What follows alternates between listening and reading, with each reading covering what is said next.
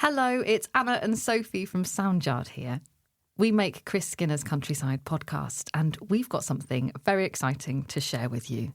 We have a new service that's being launched, and it's called Spoken Stories. Spoken Stories is all about recording the voices and memories of your loved ones in outstanding quality, so they can be enjoyed for generations to come. For example, you know the story that Grandma tells that everyone in the family has heard before.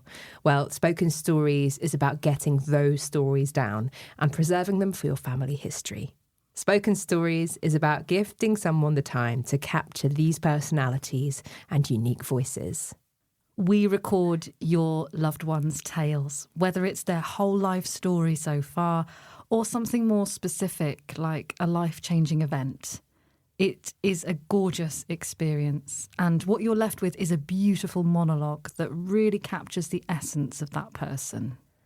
Think of it like an audio portrait, and take a listen to a snippet of this one from Diane's spoken story, recorded in her beautiful garden. I was born in 1951 at Newmarket, and unfortunately I didn't see Mum for a year. I was looked after by a lovely nurse called Diane, my name, because my mum had TB when I was born. And so my mother never worked because with her problem with her, lungs, she had to go and have it sort of pumped up every so often. She used to do a lot of dressmaking, so she always made our clothes years ago. But yeah, she was a lovely mum, yeah, and Dad as well, yeah. That's very nice childhood I had, yeah, very nice. Yeah. I got married February the 16th, 1974. The weather was gorgeous. I ended up having to put on a big sort of T-shirt under my wedding dress I didn't need. I had a lovely one of those transparent umbrellas in case it rained, and it was just a beautiful day. I think I'm always sort of quite cheerful. I mean, if I go down the Luke and deliver some eggs to somebody, I'll meet somebody and chat, and then Paul say, "Where have you been?" I said, "I've been chatting to people." That's just my way. That's just how I am. We've always lived here. We had this built in 1974. They put the footings down in February and we moved in the August. Years ago, I used to go around the village on a bike, and when I had Ian, he'd sit on the back. We live in a lovely area. We've got lovely neighbours. They help us all out, which you all do with neighbours, and that's very, very nice. And as I said to Paul, I'm hoping we can keep this place on until, well, I don't want to move from here until I go out in a brown box. I hope that's not too soon. If you'd like more information about Spoken Stories and to take advantage of our special introductory offer, you can head to www.soundyard.org/spoken stories. And keep listening after this episode with Chris, and you'll hear another example of a spoken story. It's a view of the world from a 6-year-old.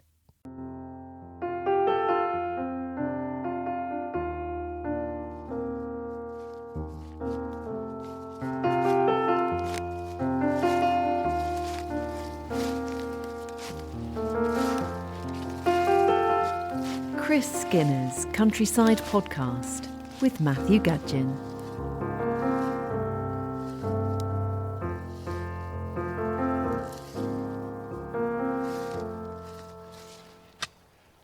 Countryside podcast, and it's a misty, dank December's day, but Chris Skinner's smile is brightening everything up. Our Norfolk farmer and nature lover here on High Ash Farm. Chris, we're in the woodland here, and you're armed with a spade. I am, Matthew, because we're starting a new season today. It's winter, would you believe? A lot of people dread it, and I really look forward to it. In fact, I look forward to all 4 seasons. And I suppose as it's winter, you don't actually know. There's not a particular day it starts on, although the meteorologists will say it's either the 1st of December, or some people say the 21st of December, which is the shortest day. And for me, it's 6.5 weeks before the shortest day. So for me, winter starts about mid-November and finishes sort of 6 weeks after December the 21st, which is again the shortest day.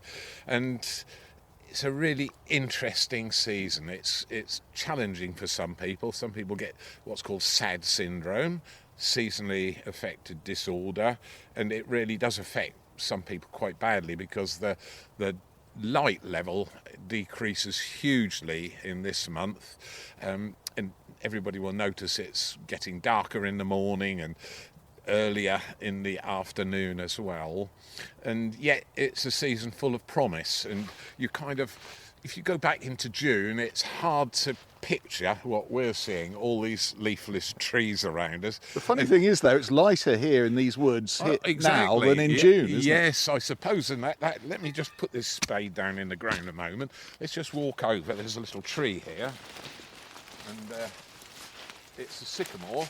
It's got moss on the bottom. Again, that will be coming into flower quite shortly. Hadn't intended to do this, but can you see this is south here? Can you see this green on the trunk?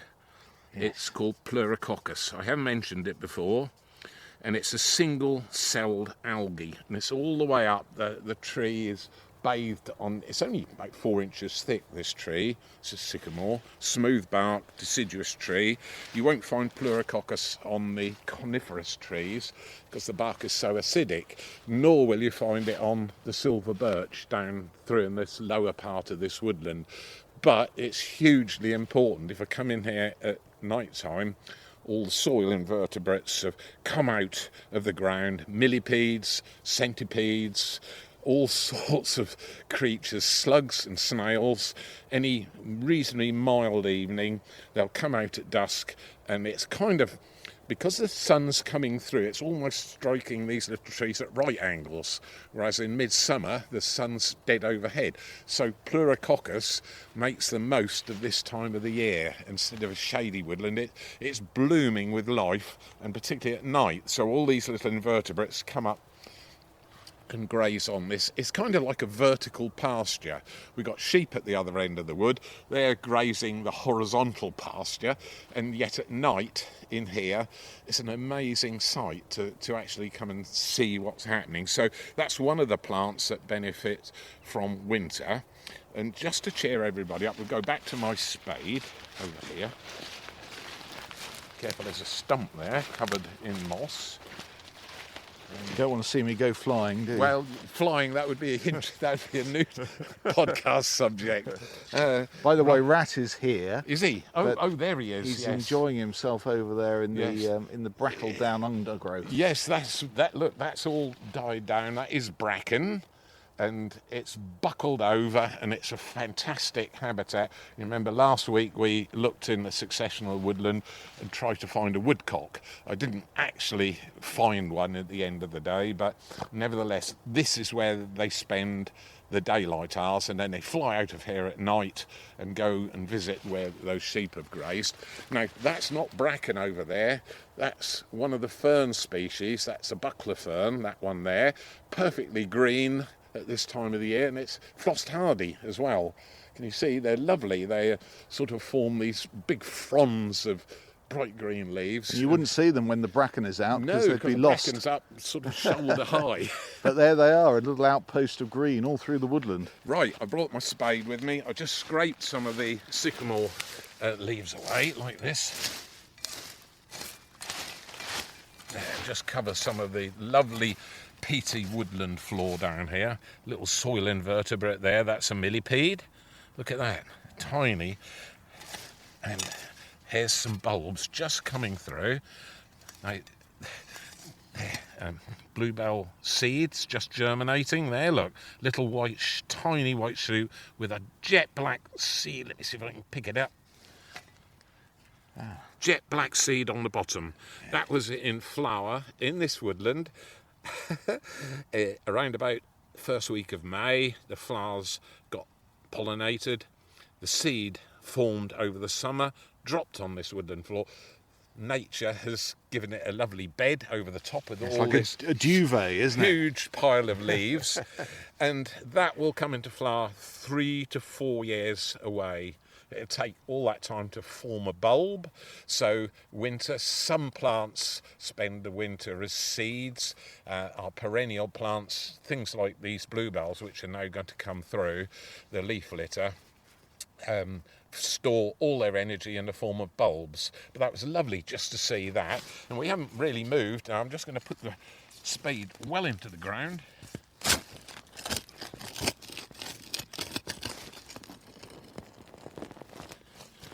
Lift some of the goodness. Look at this. Goodness gracious. Look yeah. at this. Now the soil is still quite dry. Now, if I do this and just shake some of the soil away. There's a great big root system there. Look at this. And some shoots that are much more developed than the last one you showed me. Yep, look at that. Those bulbs are These are bulbs, 1, 2, 3, 4. I should think in that spadeful I've probably dug 25, 6. It's only a tiny spade as well. 7, 8, 9, 10. Look at that. That's incredible. Beautiful. Oh, a younger one here. And that's just That's- 6 inches square patch there. That's all. And these are mature bluebell bulbs, and some of them in this woodland are 18 inches down in the ground. They have been there. They're incredibly old, the bulbs, that is, and each year they send up this huge array. You can see last year's bluebell remnants there, look. It's just like white straw on the ground. And that's the stalks. They're over a foot tall, look, and they're all going back into the leaf litter.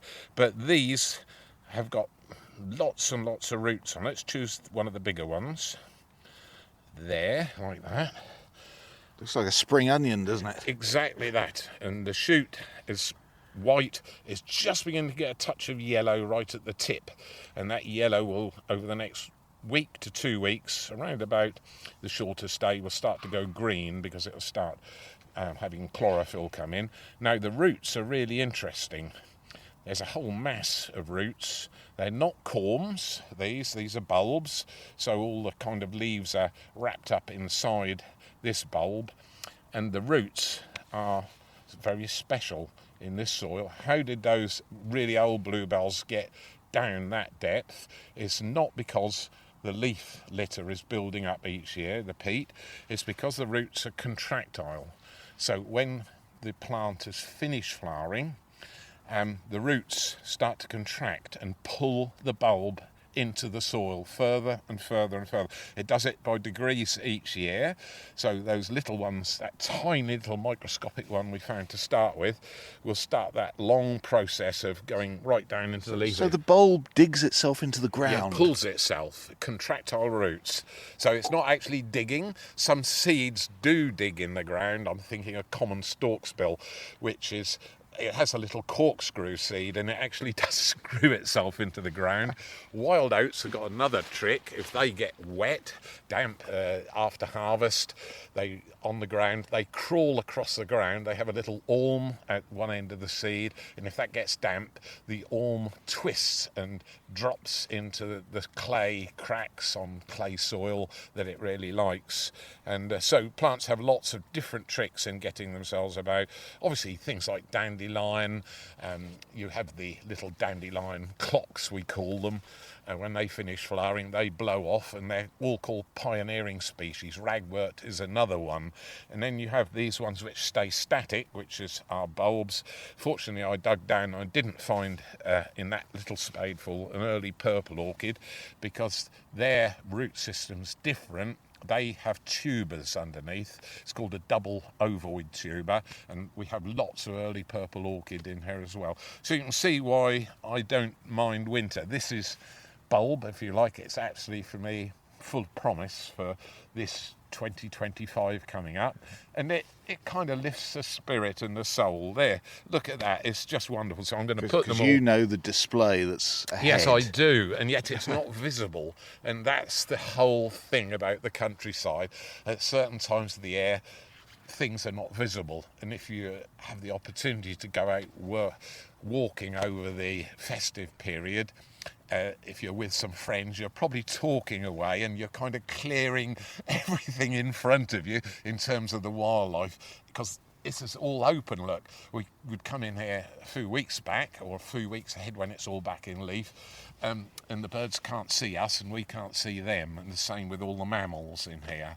So it's a wonderful time of year that's full of kind of promise, and that's what you need in life, something to look forward to. And as I said, it lifts my spirits because I do know what's going to happen, whether I'm here or not, because this has probably been here since Roman times or before. So it's kind of the living heritage. You know, we get excited about cathedrals and our beautiful buildings, but they're man-made, and this isn't. This is the real thing. This is nature, and that's what everybody seems to be getting interested in now. And of course, some people have helped that enthusiasm. People like Sir David Attenborough, for example. It sort of promotes the wonders and beauty of the natural world. And so there we are. So I'm popping these all back. There's just one spadeful. I promise I haven't hurt any of the bulbs. They're now waking up for... It's just a 6-inch square bit of... Yes, bit of that's all. Look at there, that. And I didn't choose it, this spot or anything special about it. The whole woodland floor, Matthew, is like this. And it'll be a blanket of beautiful blue, lovely bluebells come the spring, more particularly April and early May, isn't it? Yes, that's right. It's and we do open these woods. Let's cover this all back down. Pat that back down. Leaves back on top, and you wouldn't know we'd been here. Oh, look at that. That's a beautiful young bluebell. Another one with the black seed, shiny black seed, and it's a little white shoot. It almost looks like a worm. A total of about 2 centimetres tall. That's going back in there as well. There's the seed, Matthew, on the bottom. Yeah, like a little match head, that even smaller. Even smaller, pinhead size seed. There we are. Beauty into the future. Well, it's a great start to the Countryside podcast. We've got some of your questions later on as well, and maybe the sun will poke its head out later, but I'm not going to put any money on it. No, it's such a shame. But never mind, it's lovely. It's celebrating winter today. That's what we're doing. Right.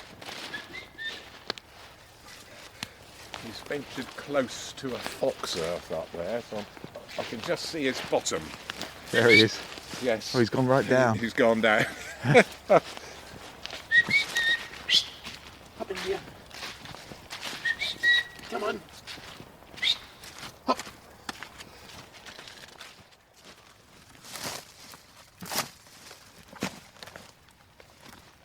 The gentle trickling of the water down the stream here on High Ash. We're standing next to one of the bridges that goes across the stream here, Chris, and there's a beautiful area very often, isn't it, for us to enjoy just the sound of the water. Yes, the stream is flowing quite well at the moment. We're at the bottom of one of the 4 valleys on High Ash Farm, and they all have these wonderful streams running through which join the River Tass about a mile from where we're standing.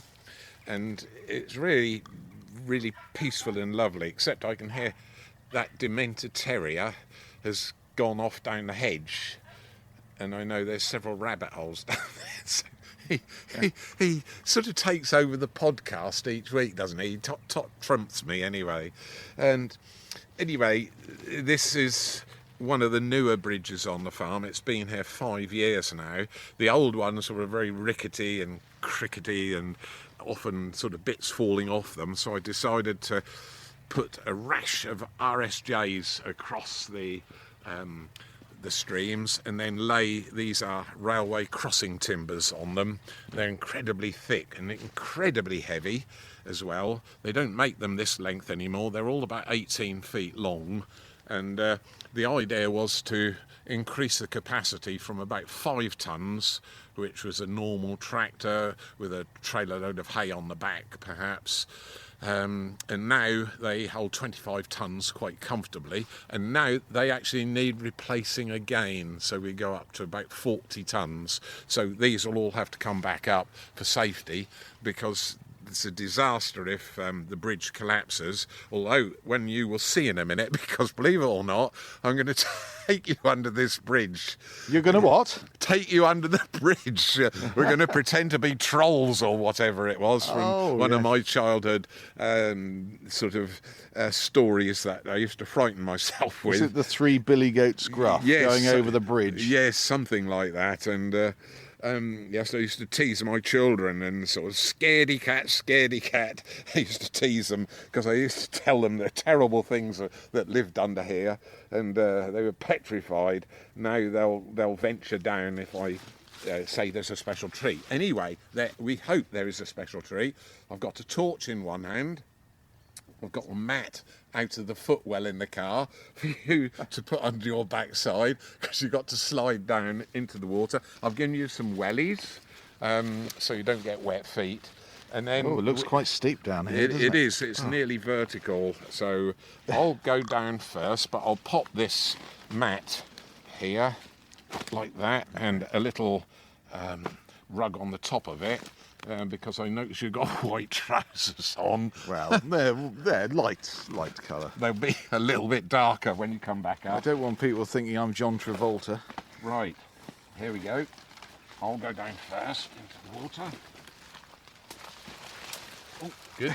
I'm there. You made it. No, I'll hold the microphone for you. Now, if I do that,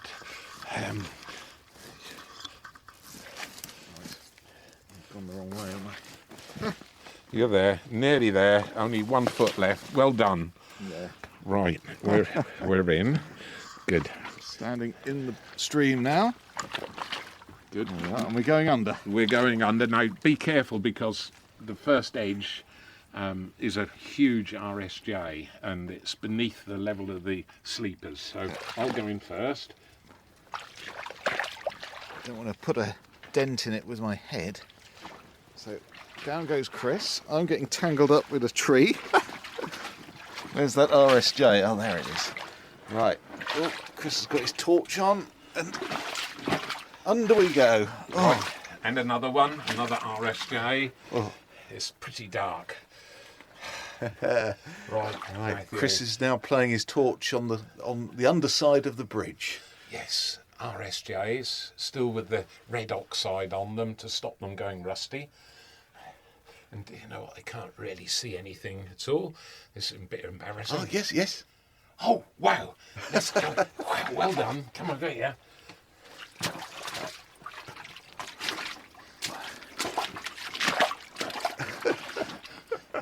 Oh, Right. beautiful.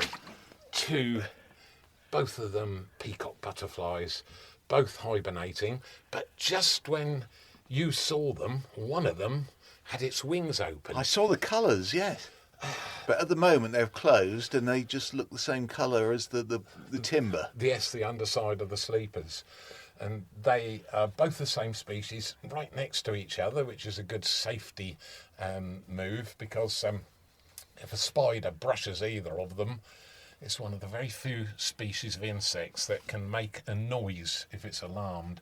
The upper side of the wings with all the colours on, because they're called peacocks, to kind of represent the sort of eyes of a peacock's tail. There's a bit of Greek mythology about why they were named like that. It's a lovely story, but that dazzling colour on the top side of the wings is really, really beautiful. And yet when the wings are shut, they just look like dried up leaves, and they certainly don't look alive, they look dead.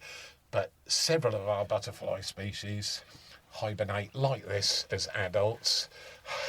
Look who's arrived. Rat has come along through the water, under the bridge and out the other side. So they're really interesting. So things like brimstone butterfly hibernate in ivy, and the wings on a brimstone, that's one of the early butterflies that you can see flying about late January, early February. The wings are shaped just like an ivy leaf, and in fact look like an ivy leaf. Comma butterflies will also hibernate in ivy and sometimes under this bridge. I came in last Monday, it was a mild day, there was no butterflies under here. I came in Tuesday, pretty cold, frosty morning, just to check, and because I thought I'd love to do this. We're looking at winter and how insects spend the winter months, and there were 14 butterflies in there, 2 comma butterflies with the ragged wings and 2 small tortoiseshell butterflies, and the remainder were the peacock butterflies. Why is it so perfect for them under here? Right, look what we're standing in. Flowing water,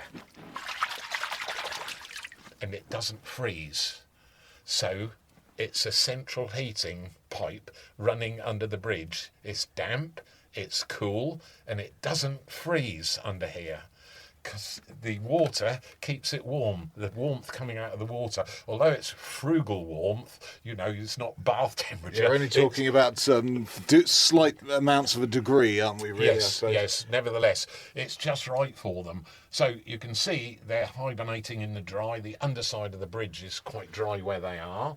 No leaks between the sleepers, and it's perfect, and so they're unlikely to be disturbed. But if I went and had a little stick and just touched one of them, it would open its wings and you'd have this rasping sound. It sounds like kind of sticky tape coming off a reel, and it's a noise. And then exposing the colours on the top side of the wings as well is meant to help put off any predators. Remember, they're very vulnerable. Look at them, because many butterfly species spend our winter as a pupa, or even, and particularly with the moss species, as an egg. And yet some of them spend the winter as an adult. And these are the ones that you will see flying around in March and April time, freshly emerged from hibernation. But they're not the same ones that you would have seen last spring. That they will have died.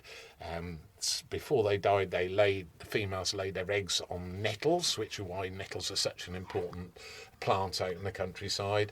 They then hatch out and you have these black hairy caterpillars. They then pupate after they've gorged themselves on nettles for a couple of weeks, drop onto the ground, and then they come out of the chrysalis. So it's a 4 sort of stage of their life. It's called a metamorphosis, changing from that pupa, that sort of red, wriggly, half cigarette size pupa, into one of these in front of us. It's really beautiful and unusual. So that's why I love winter, because things like this happen and you can start to find some of the secrets of survival over the winter months in that cold weather when we're all tucked up.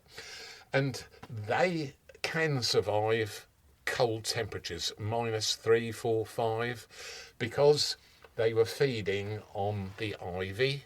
A few weeks back, we went to visit the red admirals here at the farm and saw some peacocks sort of imbibing that nectar, and that's full of sugar. And butterflies have a wonderful trick. They can convert some of the sugar into something called glycerol. Glycerol is a very powerful antifreeze, so it stops the blood in their body from freezing. Such frail, delicate things. Yes, for them not to freeze is a miracle of science. Absolutely. Although it doesn't, they've chosen somewhere, and old log stalls in particular, people's garages, behind the curtains in your spare bedroom, they're all places that these wonderful insects, but they're secure here. And if you do get a mild winter day, they can come out as well and fly off. And it's just, it just makes me smile, and it's making you smile as well. Yeah, they are wonderful. Yes. Yeah, and many more of them have this survival technique of coming under this bridge where, well, no one's going to see them unless they're mad enough to crawl into a stream. I think that's very sensible what you just did, very delicate.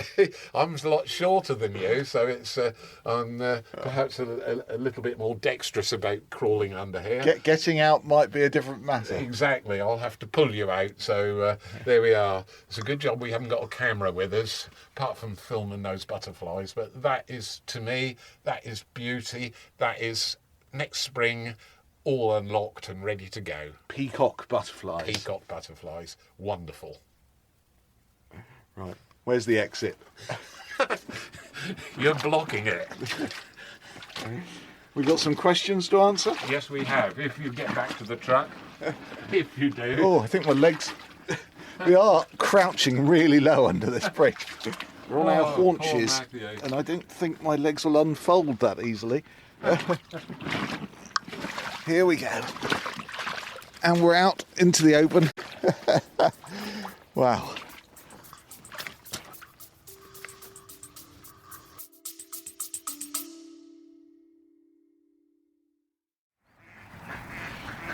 The ducks at High Ash Farm going in to roost for an evening. Hey everyone, it's Matthew here, and if you've been enjoying our countryside podcasts, we've got a small favour to ask. Yes, Matthew. What we're going to do is to ask for a small donation to help run the podcast, and any surplus goes for conservation at High Ash Farm here. And so it's really important. We'd both love to keep the podcast going, and that duck agrees with me, I think. Well, it's straightforward to donate. You can make a one-off donation or set up a small monthly contribution, and the address is highashfarm.com/podcast. We're hugely grateful for any support. It means we can keep sharing the stories of the countryside, which I love doing each week, but it's that small amount of cost we need to cover. So thank you very much in advance.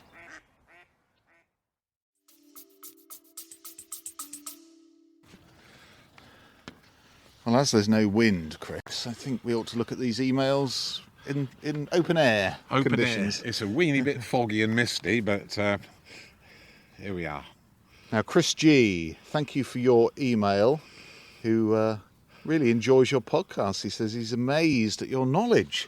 I've been growing winter birdseed on my farm in Worcestershire for a number of years and shoots next to it, so I thought I'd check to see if it had any effect on the flocks of linnets and goldfinches that feed on it.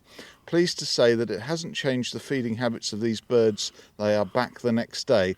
I understand where you're coming from. Maybe there's not as much alternative food on this farm as on yours, and that's why they've returned so quickly. Now, this was an issue you were talking about last time. Yes, it certainly was. I've been doing the experiment for a number of weeks, Matthew, and just letting off bird scarers just over a half-hour period. So at the beginning of the half hour, after 15 minutes, and at the end of the half hour.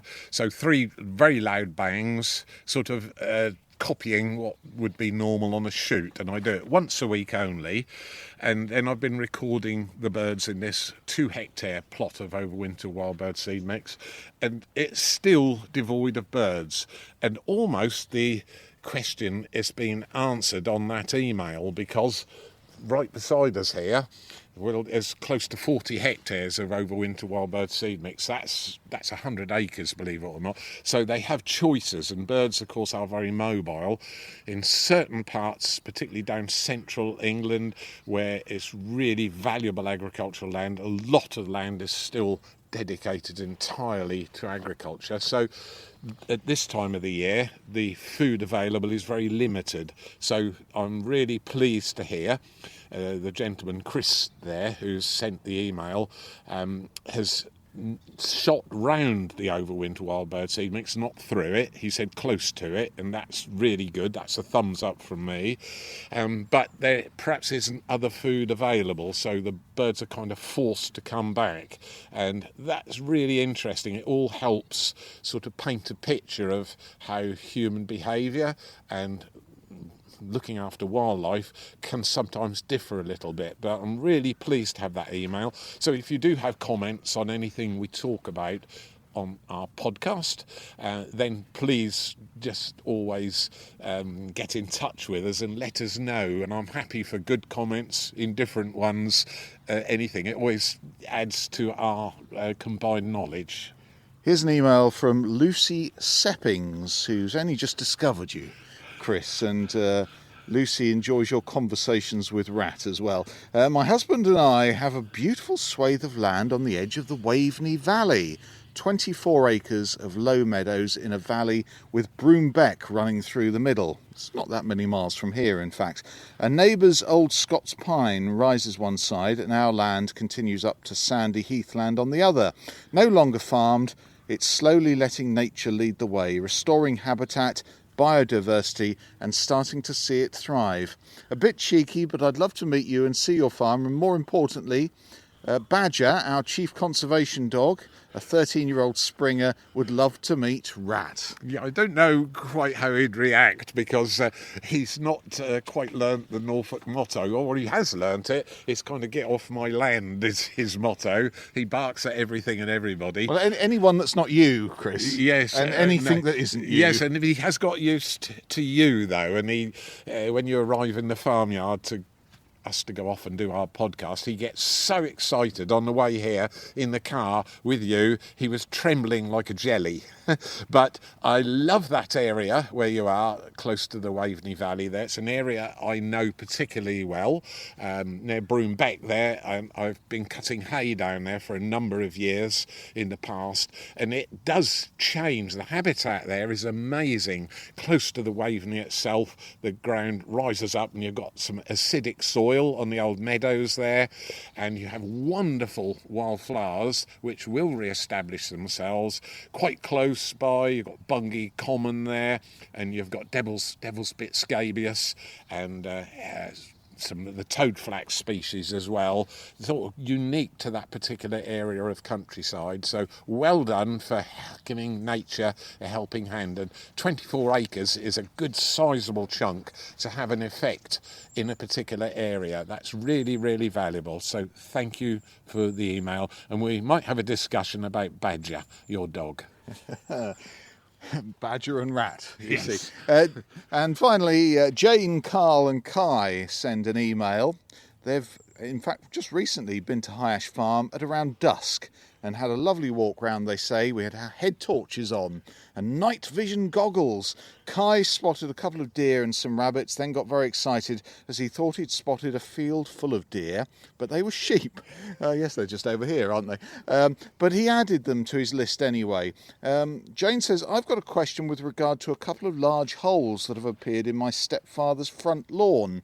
They're about 4 inches across, I would say, and there's no sign of soil around or near them. Any idea what could have made them, please? Right, that's an interesting one, because if a hole has appeared and there's no soil around it, it's what we call a bolt hole. So quite nearby, perhaps on the other side of the garden fence, are some rabbits, and they have a bit of a warren there, and occasionally this time of the year they will extend the warren because the rabbits have moved more subterrestrial. They'll spend more time in their burrows in daylight hours particularly, and they will have dug the soil out and it'll have been moved somewhere else, because you can't dig a hole without the soil coming out of it.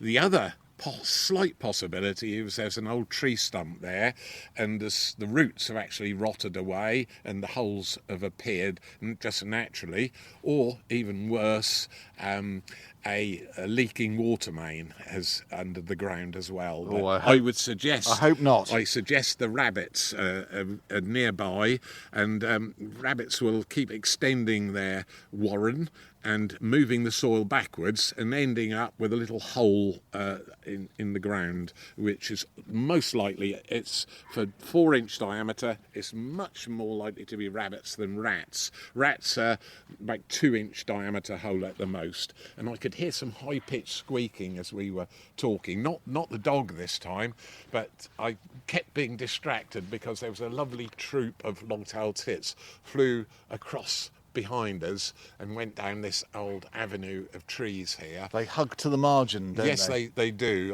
Obviously, they're very vulnerable, and I thought for a moment, with the high-pitched call, it was tree creepers, and I was looking round at these old Wellingtonia trees right beside us, and lo and behold, it was long-tailed tits, and using their little contact call that they make, incredibly high-pitched, almost bat-like in intensity, but I could still hear it. After years of listening to Jimi Hendrix, I was quite surprised. I wonder if I've got any hearing left at all.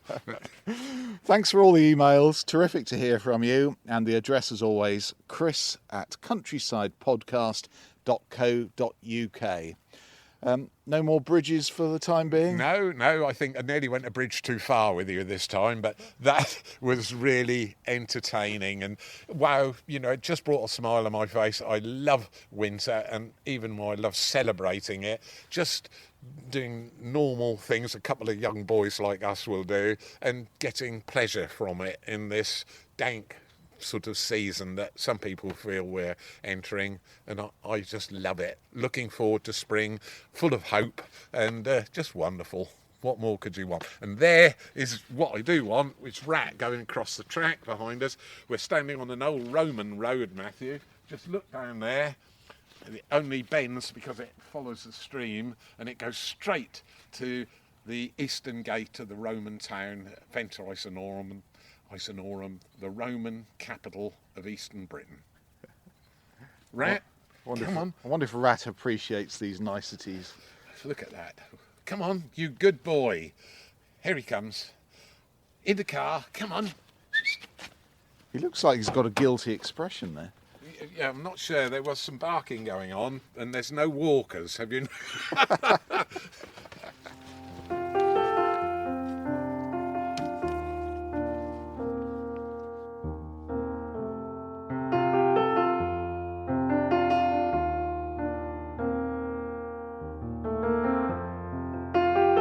This is a Soundyard production.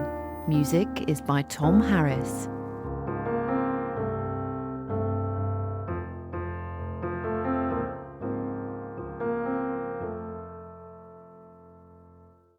Hello, it's Anna and Sophie from Soundyard here. Our new service, Spoken Stories, is an incredible experience where we record the stories and voice of your loved one, which you can then hold on to forever. It makes for an incredible gift, and anyone can make one. Take a listen to this. It beautifully captures the thoughts and feelings of life from a 6-year-old's perspective.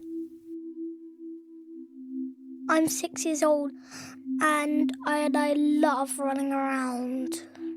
I can run very, very fast, but I'm even faster on my bike. That's why I love biking. It makes me feel energetic. And also I bike loads of places. I like doing sports like dodgeball. The people that are in charge in the world, well, I think that there should be no one in charge at all. So everyone's in charge. So there's no person that's in charge. So everyone is a bit more free. That's what I think. Well, what I try to change at the moment is global warming. It's when us humans litter, destroy the planet and all its nature. That's global warming. It makes me feel sad. And also, if us humans keep doing that, and that it could destroy the whole planet Earth, and then all of the human beings will be destroyed. I try to stop global warming. And also, in my coat pocket, I have a bit of Kit Kat litter I found on the floor once. I love the planet more than anything. Grown-ups should be stopping global warming, because grown-ups are more powerful than kids. But if kids can be more powerful than grown-ups, kids and grown-ups can work together and do it. Kids should be able to do the same things as grown-ups. They should have more rights. Well, I love myself because that I believe in a lot of things. That's what I love about myself. I like being a kid, but because when I'm a grown up, I'm gonna have my own kids because that's what I want. And also, I'm a bit worried to have kids. And I'm still going to be a kid for a long, long time. So I'm glad that's actually going to happen. I'm glad I'm going to stay a kid for a long time. I'm going to have kids because I want to know what it feels like to be a parent. I'm going to be a good parent. Isn't that just gorgeous? If you'd like to find out more about recording a spoken story of your own, or you'd like to buy this as a present for someone, take a look at our website, www.soundyard.org/spoken stories, and take advantage of our introductory offer. Alternatively, you can get in touch via email hello@soundyard.org. And if the internet isn't an option, you can leave a message with your details on our landline number. It's 01603 273 899, and we'll get back to you as soon as we can.